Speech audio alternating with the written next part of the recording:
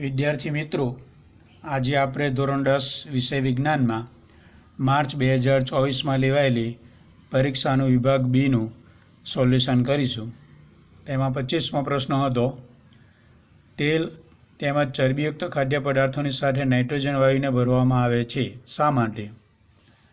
તેનો જવાબ છે, જ્યારે તેલ અથવા ચરબીનું ઓક્સિડેશન થાય છે ત્યારે તે ખોરું થઈ જાય છે તથા તેની વાસ તથા સ્વાદ બદલાય છે. તેથી તેનો પ્રતિકાર કરવા માટે એન્ટીઓક્સિડન્ટ તરીકે નાઇટ્રોજન વાયુ ભરવામાં આવે છે. પછી 26મો પ્રશ્ન હતો, આયની સંયોજનોના કોઈપણ બે સામાન્ય ગુણધર્મો લખો. તેના ગુણધર્મો પહેલો, ભૌતિક સ્વભાવ.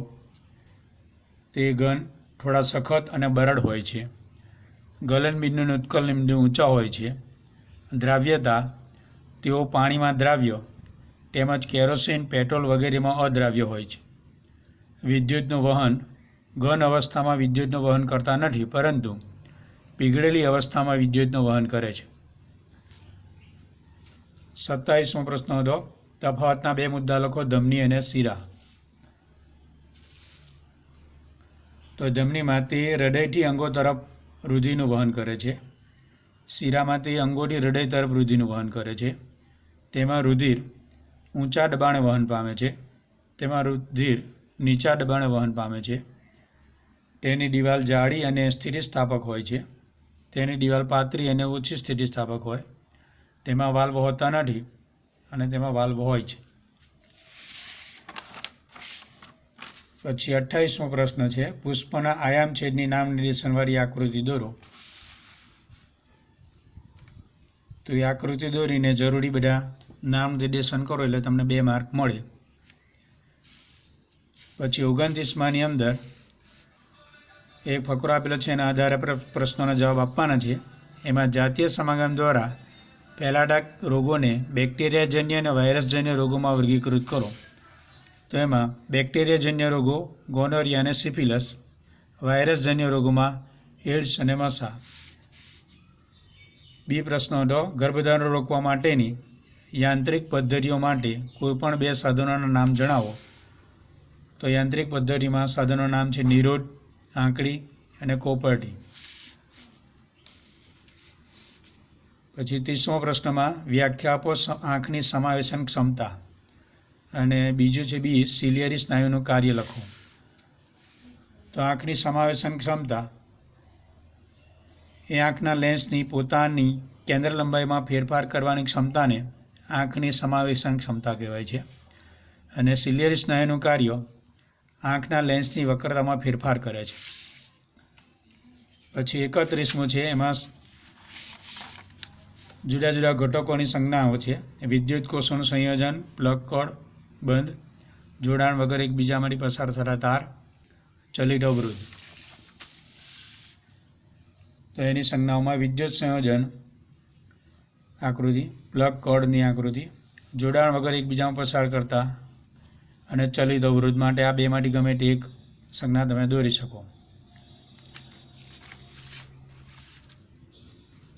પછી 32મો છે, 12 વોલ્ટ વિદ્યુત સ્થિતિમાનનો તફાવત ધરાવતા 2 બિંદુઓ વચ્ચે 2 કુલમ વિદ્યુત ભારને લઈ જવા માટે કેટલું કાર્ય કરવું પડે છે?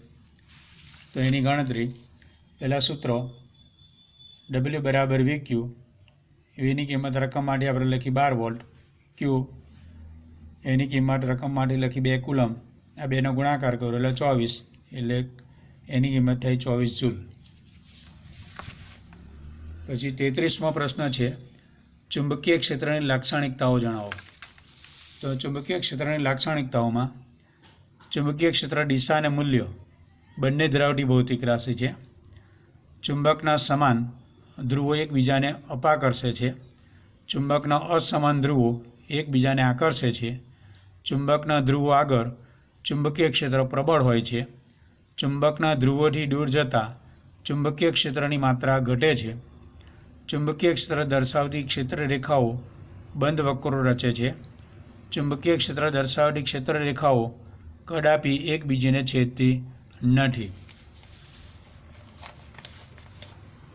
પછી 34મો પ્રશ્ન છે, તફાવત આપો જૈવિક ઘટકો અને અજૈવિક ઘટકો. તેના તફાવતમાં જૈવિક ઘટકોમાં નિવસન તંત્રમાં વસતા તમામ સજીવોને જૈવિક ઘટકો કહે છે. અજૈવિક ઘટકોમાં નિવસન તંત્રના તમામ નિર્જીવ ઘટકોને અજૈવિક ઘટકો કહે છે. જૈવિક ઘટકોમાં બીજો મુદ્દો, તમામ ઉત્પાદકો, ઉપભોગીઓ તથા વિઘટકો જૈવિક ઘટકો છે. અજૈવિક ઘટકોમાં બીજો મુદ્દો, ભૌતિક પરિબળો જેવા કે તાપમાન, વરસાદ, ભૂમિ, પવન, પ્રકાશ, ભેજ, ખનિજ દ્રવ્યો વગેરેનો સમાવેશ થાય છે.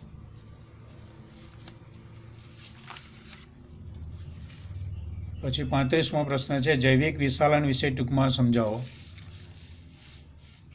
તો જૈવિક વિશાલન આહાર શૃંખલામાં કેટલાક હાનિકારક પદાર્થો જેવા કે રસાયણો, જંતુનાશકોએ પાણી તથા માટીમાંથી પ્રવેશે છે. આ અવિઘટનીય પદાર્થો વનસ્પતિઓમાંથી પ્રાણીઓમાં પ્રવેશે છે અને આહાર શૃંખલામાં ક્રમશઃ ઉપરના સ્તરમાં સંગ્રહ પામતા જાય છે. આહાર શૃંખલામાં ટોચ પર રહેલા સજીવોમાં જેમ કે મનુષ્યમાં આ ઘટકોમાં સૌથી વધુ માત્રામાં સંચય પામે છે. આ ઘટનાને જૈવિક વિશાલન કહે છે. પછી 36મા પ્રશ્નમાં આપણને એક આકૃતિ આપેલી છે અને એમાં A, B, C અને Dના નામ નિર્દેશન કરવાના છે. તો એમાં A જે છે તે મૂત્રપિંડ છે, B જે છે તે મૂત્રવાહિની છે, C છે તે મૂત્રાશય છે અને D છે તે મૂત્રમાર્ગ છે. પછી 37મો પ્રશ્ન છે, જમણા હાથના અંગૂઠાનો નિયમ સમજાવો. આકૃતિ જરૂરી છે. તો એમાં આકૃતિ દોરવાનો એક માર્ક અને નિયમ લખવાનો બીજો માર્ક. તો એનો નિયમ છે, જમણા હાથમાં વિદ્યુત પ્રવાહ ધારિત વાહકને એવી રીતે પકડવામાં આવે છે કે અંગૂઠો વિદ્યુત પ્રવાહની દિશામાં સૂચન કરે છે, ત્યારે આંગળીઓ વાહકની આસપાસ ચુંબકીય ક્ષેત્રની ક્ષેત્રરેખાઓની દિશામાં વીંટળાય છે. આ નિયમને જમણા હાથના અંગૂઠાનો નિયમ કહે છે. જે લોકોએ ચેનલને સબસ્ક્રાઈબ ના કરી હોય એ ચેનલને સબસ્ક્રાઈબ અવશ્ય કરજો. વિડીયોને લાઇક અને શેર કરજો. અસ્તુ.